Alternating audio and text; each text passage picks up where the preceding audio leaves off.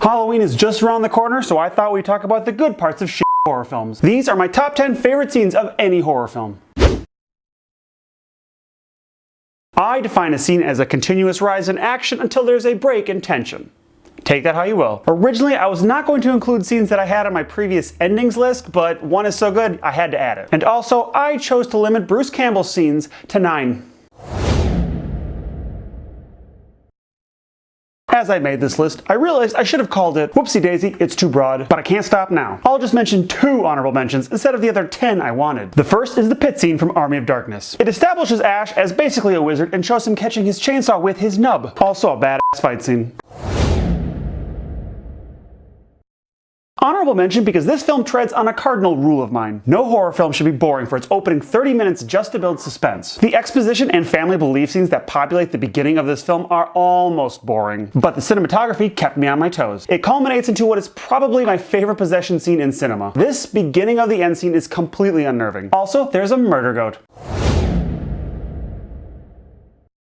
The moment the stranger stepped into view in the eyes of my mother, I became extremely upset. I did not know his intent. I didn't know what was coming, but I knew that when a Pauly Shore lookalike steps on a screen, defenseless children were now at risk. That creepy bastard starts talking to the little girl, before the mother leads the gun-wielding Scenel man to the bathroom and away from her daughter. Next thing I know, I'm watching that washed-up 90s weirdo stab-bashing the mother to a bloody pulp. And that is just the opening scene.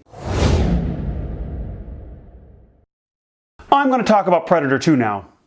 That was your one warning. This is a film that is covered in blood. Every scene has a bleeding victim, trail of blood, or music that implies that a bitch is gonna die. The train scene is probably not even the bloodiest, but it is all rock and roll style terror. That bladed walking bomb has boarded the train and he does not care about you. He only cares about, you guessed it, unarmed fetuses. Typical Alien. The flashing lights means movement is unreliable and the beast is on a slow, ponderous march that can't be stopped. And the simple fact that Bill Paxton is alone means he gonna die.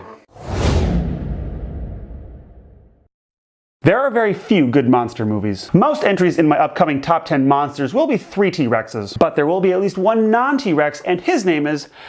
well, if I said his name, that would ruin the movie. The reveal of the Relic's magnificent hog demon is loud, hilarious, and as good as a chainsaw-less scene can get. Unlike Cloverfield or Jaws, no imagination is needed to understand the size of this hypothalamus-eating mandibled piggy.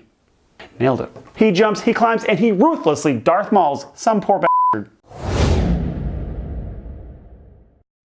My family rented this movie one day and I was like, that looks like shit. Now, I'm not saying I was wrong, but I will say I was not prepared for every named character to be murdered by a 30-car pileup. And then suddenly, they're not murdered? After that opening, I was in hook, line, and sinker. I saw this sequel before the original and I was blown away with how carefree and graphic the whole thing was. It showed the whole world how every Fast and the Furious movie needed to open. Mosquitoes are frightening even for us Minnesotans. Those who say we get used to it are numb from the brain down. The bugs are even scarier when they're the size of my head. This film rises with spikes of terror and has a cast filled with non-believers. And then the glass cracks. A swarm of otherworldly bloodsuckers ram that glass wall, followed by much larger bloodsucker eaters. There is definitely a Looney Tunes moment when a man literally lights everything on fire. Still, this scene is crazy as shit. Now, if you saw Dead Alive before you saw Lord of the Rings, you were probably surprised by the total lack of lawnmower genocides in Hobbiton. This Peter Jackson classic has a scene where the protagonist is being overrun with zombies. His solution? Rev up the old gas-powered lawnmower and run over as many as you can. For like 10 minutes. A shocking and well-executed zombicost.